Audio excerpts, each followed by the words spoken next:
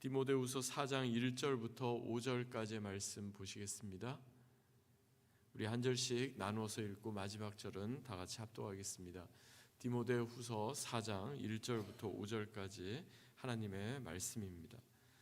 하나님 앞과 살아있는 자와 죽은 자를 심판하실 그리스도 예수 앞에서 그가 나타나실 것과 그의 나라를 두고 엄히 명하노니 너는 말씀을 전파하라. 때를 얻든지 못 얻든지 항상 힘쓰라. 범사의 오래 참음과 가르침으로 경책하며 경계하며 권하라. 때가 이르리니 사람이 바른 교훈을 받지 아니하며 귀가 가리워서 자기의 사욕을 따를 스승을 많이 두고 또 그 귀를 진리에서 돌이켜 허탄한 이야기를 따르리라. 함께 읽습니다.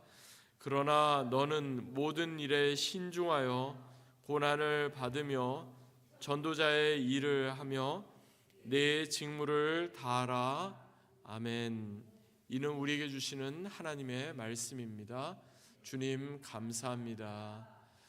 본문을 중심으로 항상 힘쓰라, 항상 힘쓰라는 제목으로 함께 말씀을 나누겠습니다. 몇 년 전에 개봉되었던 폴 아포슬 오브 크라이스트라는 영화가 있습니다. 제가 모처럼 이제 아내와 저희 딸을 데리고 그 영화관에 직접 가서 영화를 봤습니다. 그 영화는 다른 영화처럼 뭐 이렇게 스펙타클하고 그런 내용이 아닙니다. 그냥 잔잔하게 이렇게 나오는 내용인데 이 영화에서 주인공 사도 바울은요, 이 땅에서 자신의 삶이 이제 얼마 남지 않음을 직감합니다. 그리고 죽음을 앞둔 그 상황에서 마지막 유언을 남기는 그런 심정으로 너무나 간절하고 절실하게 그 영화의 그 대사를 하나씩 옮겨갑니다. 거기에서 이제 등장하는 사람이 이제 디모데인데요. 디모데는 여러분 아시는 것처럼 사도 바울은 결혼을 하지 않았지만 그가 나의 영적인 아들이다 이렇게 불렀던 사람이 몇 사람이 있어요. 그 중에 한 사람이 바로 디모데입니다. 그 영화가 배경으로 삼고 있는 성경이 어딜까요? 바로 디모데 전서 그리고 디모데 후서입니다. 특별히 디모데 후서는 사도 바울이 기록한 신약의 13권 또는 14권 그 바울 서신서 가운데 가장 마지막에 이렇게 기록한 바울 서신서로 알려져 있습니다. 사도 바울이 로마 감옥에 첫 번째로 투옥되었다가 잠시 이렇게 풀려나죠. 그리고 그때 사도 바울이 그 당시 땅끝이라고 여겨졌던 지중해 거의 끝에 있었던 서바나, 그러니까 스페인까지 가서 복음을 전합니다. 그리고 나서 사도 바울이 두 번째로 이제 로마 감옥에 갇히게 되는 거죠. 바로 그것을 이 영화는 배경으로 삼고 있는데요.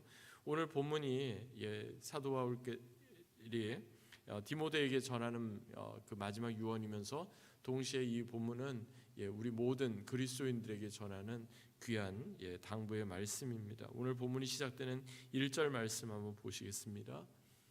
우리 같이 한번 읽어보겠습니다. 시작. 하나님 앞과 산 자와 죽은 자를 심판하실 그리스도 예수 앞에서 그가 나타나실 것과 그의 나라를 두고 엄히 명하노니. 여기에서 지금 사도 바울이 그냥 이야기할 수도 있잖아요. 그런데 그렇게 하지 않고 하나님 앞에서, 그리스도 예수 앞에서, 그러면서 산 자, 죽은 자, 심판, 이런 말씀이 이렇게 쭉 나옵니다. 뭐냐면은 사도 바울은 비록 지금 이 땅에서 살고 있지만 그러나 하나님의 심판대 앞에 설 자기 자신을 계속해서 생각했던 겁니다. 하나님 앞에 섰을 때, 예수 그리스도 앞에 섰을 때 내가 과연 어떻게 하나님 앞에 설 수 있겠는가? 그러면 사도 바울이 그토록 간절히 전하고자 했던, 엄히 명했던 권면의 내용은 과연 무엇이었습니까? 이어지는 2절 그리고 5절 가운데 나오는데요. 제가 본문 2절과 5절을 연속해서 읽어드리겠습니다. 너는 말씀을 전파하라. 때를 얻든지 못 얻든지 항상 힘쓰라. 범사의 오래 참음과 가르침으로 경책하며 경계하며 권하라.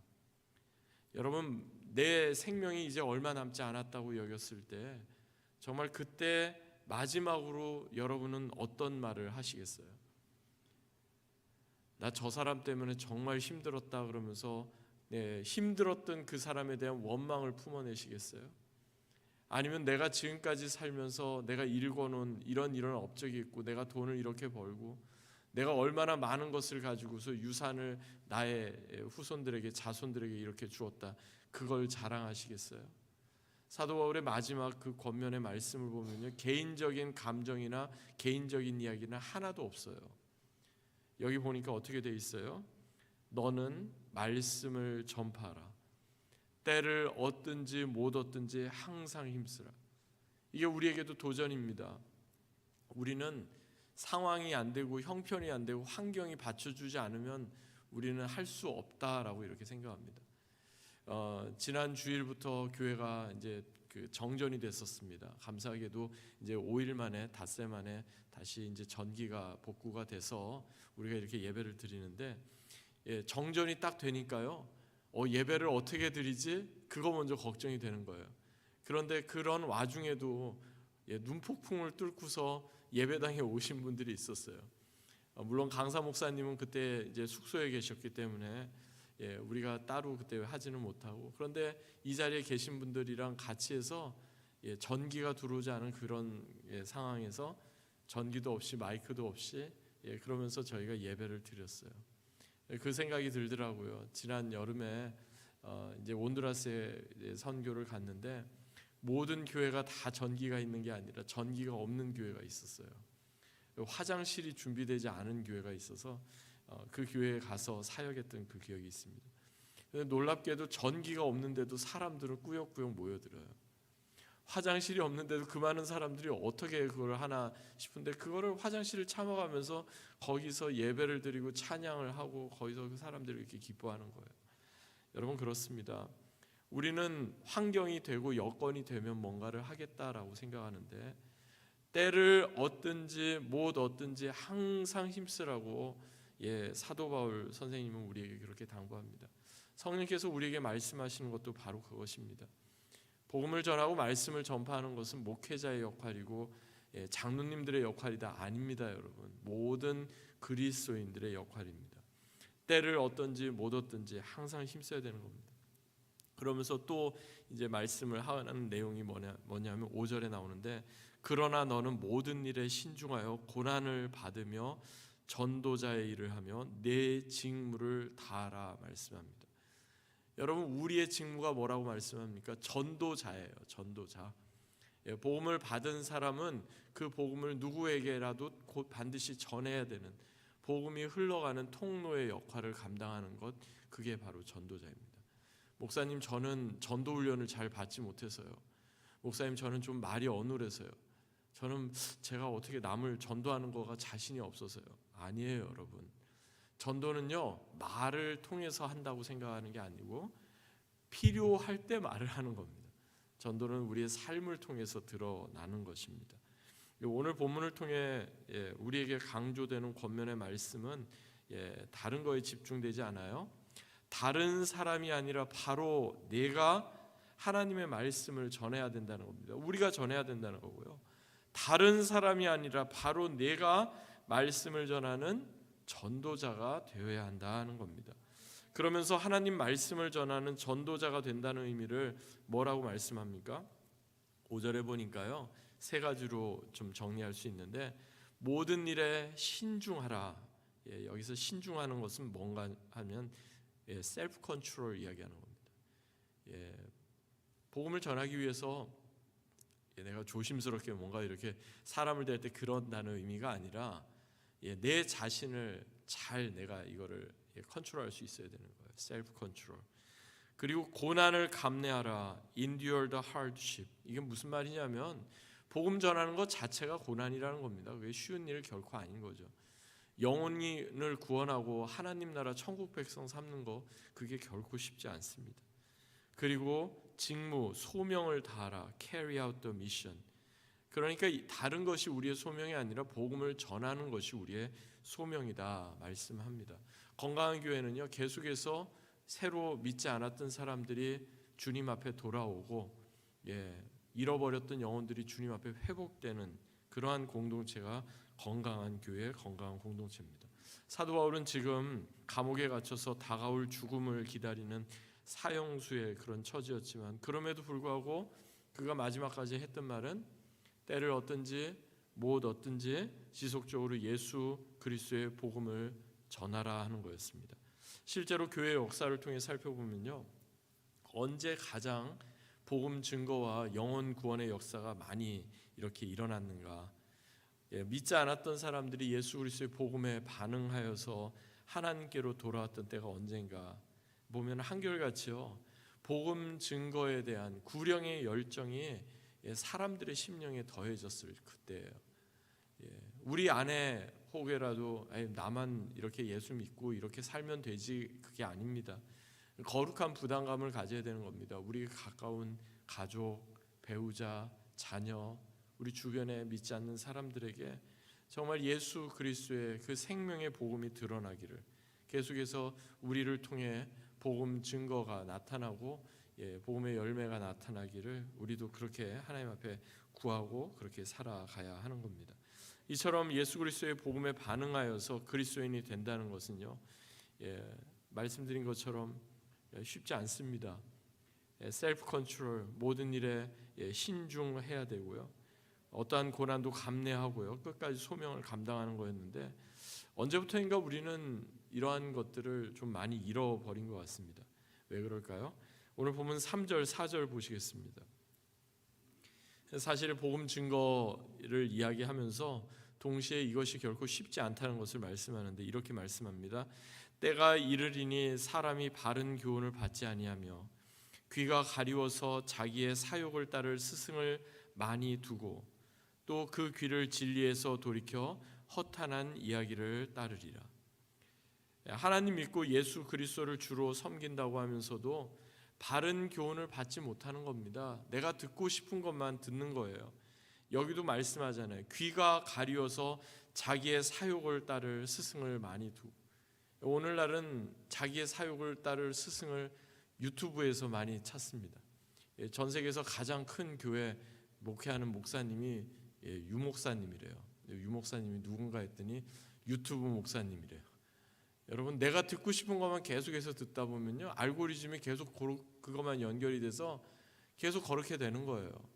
그러니까 결코 균형을 잡을 수가 없어요. 하나님 말씀 온전히 내가 바로 붙잡고 그렇게 살아가지 못하는 거예요. 귀가 가리워서 우리의 욕심, 내 그 만족을 채워주는 것만 쫓아가게 되는 거예요. 듣고 싶은 말만 계속해서 듣다 보면 우리는 결코 신앙의 균형을 제대로 잡을 수가 없는 거죠.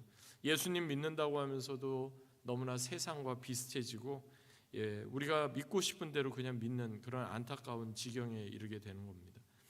그 드와이트 무디 목사님이 그런 얘기를 했어요. 게으른 자가 구원받는 것을 본 적이 없습니다. 이게 뭐 그냥 단지 저 사람이 게으르다 이런 거를 얘기하는 게 아니라 현실에 안주하려는 신앙, 우리의 어떤 안전지대 안에, 컴포트존 안에만 머물려고 하는 그러한 모습, 사실 그걸 통해서는 결코 복음의 능력이 나타날 수가 없는 거죠. 우리는 이것을 늘 기억해야 하겠습니다.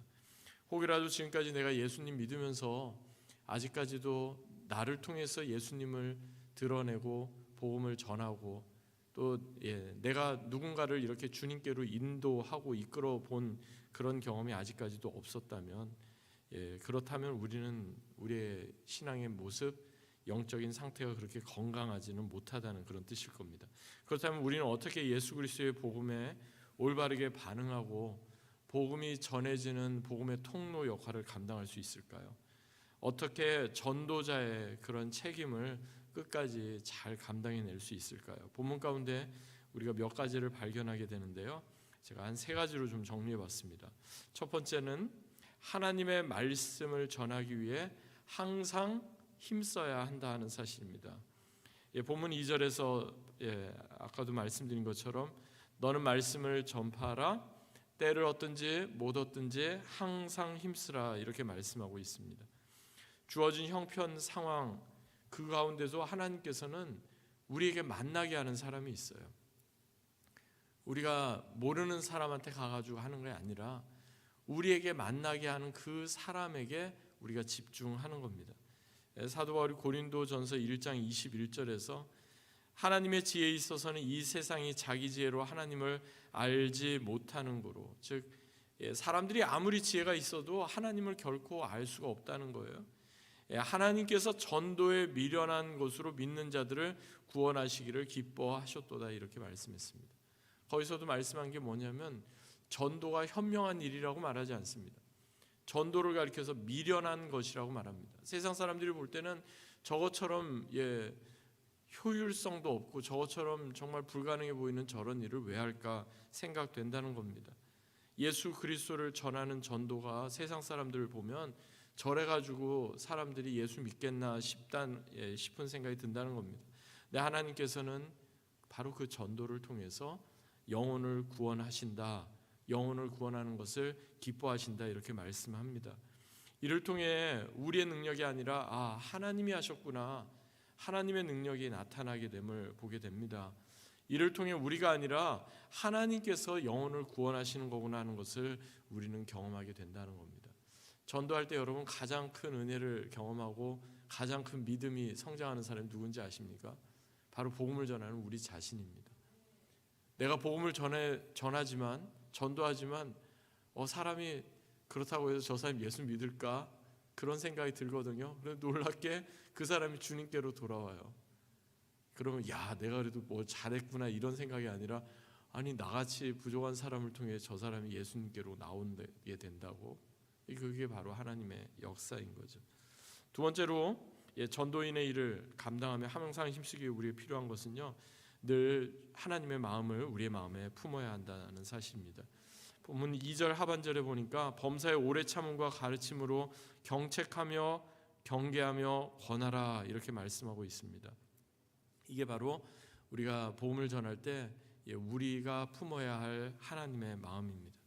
일찍이 사도 베드로도 베드로전서 3장 15절 16절에서 복음 전하는 사람의 어떤 자세와 태도를 이렇게 말씀했어요. 너희 마음에 그리스도를 주로 삼아 거룩하게 하고 너희 속에 있는 소망에 관한 이유를 묻는 자에게는 대답할 것을 항상 준비하되 온유와 두려움으로 하고 선한 양심을 가지라. 이는 그리스도 안에 있는 너희 선행을 욕하는 자들로 그 비방하는 일에 부끄러움을 당하게 하려 함이라. 주장하는 자세가 아닌 겁니다. 나는 이미 알고 있는데 너는 아직까지 모르냐, 교만한 자세도 아닌 겁니다. 온유함과 두려움으로 선한 양심으로 예수 그리스도의 복음이 그래야만 전해질 수 있다는 겁니다. 결국 믿지 않는 한 영혼이 하나님을 믿고 구원을 얻게 되는 것은요, 하나님을 먼저 믿게 된 저와 여러분이 어떠한 마음으로 그들에게 전해지느냐 하는 거에 달려 있습니다. 하나님의 마음이 전해지면 그들도 하나님께로 돌아오게 됩니다. 그런데 그것이 아니라 우리의 어떤 주장하는 자세나 우리의 생각이나 우리의 그릇된 그런 것들이 되게 되면 결코 아무리 우리가 말을 청산유수를 해도 사람들은 그것 가운데 반응할 수 없는 겁니다. 세 번째로 마지막 세 번째는요, 무엇보다 우리는 복음의 핵심인 예수 그리스도께 항상 집중해야 한다는 사실입니다. 복음 전파는 우리 자신을 드러내는 게 아닙니다. 내가 옛날에 이렇게 했는데 예수 믿었더니 이렇게 성공했더라, 너도 나처럼 예수 믿고 성공해라, 이게 아닙니다. 예수님을 등에 업고서 내가 이러한 것을 했더니 잘 되더라, 그러니까 한번 교회 나와봐라, 이런 것도 아닙니다. 여러분 거기에서 집중하는 건 나잖아요. 내가 집중되는 게 아니라 예수님께 집중되어야 하는 겁니다. 사도 바울은 그 유명한 로마서 10장 13절에서 누구든지 주의 이름을 부르는 자는 구원을 얻으리라 말씀했습니다. 그리고 오늘 본문 앞에 나오는 디모데후서 3장 15절에서 성경은 능히 너로 하여금 그리스도 예수 안에 있는 믿음으로 말미암아 구원에 이르는 지혜가 있게 하느니라 말씀했습니다. 자신의 이름만 부르던 자가 예수님의 이름을 부르게 될 때 하나님 없이도 얼마든지 잘 살 수 있다 여겼던 자가 이제 하나님 없이는 결코 살아갈 수 없다 고백하게 될 때 그리스도 예수 안에 있는 믿음으로 말미암은 구원은 임하게 됩니다. 그래서 하나님께서는 저와 여러분을 통해 지금도 전도에 미련한 방법으로 그리스도 예수 안에 있는 이 믿음이 전해지기를 원하고 계시는 겁니다. 아직까지 하나님을 모르는 자, 하나님을 알고 또 내가 교회에 오랫동안 다녔다고 하지만 하나님을 주인으로 제대로 모시지 못하고 있는 자, 이제부터 그러한 사람들이 하나님의 이름을 부르며 하나님 없이 단 한순간도 살 수 없습니다 이렇게 고백하는 구원의 반열에 동참하게 되는 것, 그게 바로 하나님께서 저와 여러분을 통해 우리 내슈빌 한인장로교회를 통해 기대하시는 모습입니다. 특별히 2월 선교의 달을 이제 우리가 맞이하면서 다시 한번 그리스도의 복음이 우리 가운데 충만하게 더해지기를, 그리스도의 사랑과 은혜가 우리를 통해 믿지 않는 사람들에게 주변에 아름답게 흘러나가게 되기를 간절히 소망합니다. 오늘 본문에서 말씀한 것처럼 때를 얻든지 못 얻든지 항상 복음을 전하는 자로 살아가십시다. 무엇보다도 하나님 아버지의 마음을 품고 오직 예수 그리스도께 집중하여서 하나님께서 우리에게 맡기신 정말 복음을 증거하라는 이 복음 전도자의 사명을 끝까지 감당해내는 저와 여러분 그리고 우리 내슈빌 한인장로교회 다 되기를 주 예수 그리스도의 이름으로 간절히 축원합니다. 아멘. 주신 말씀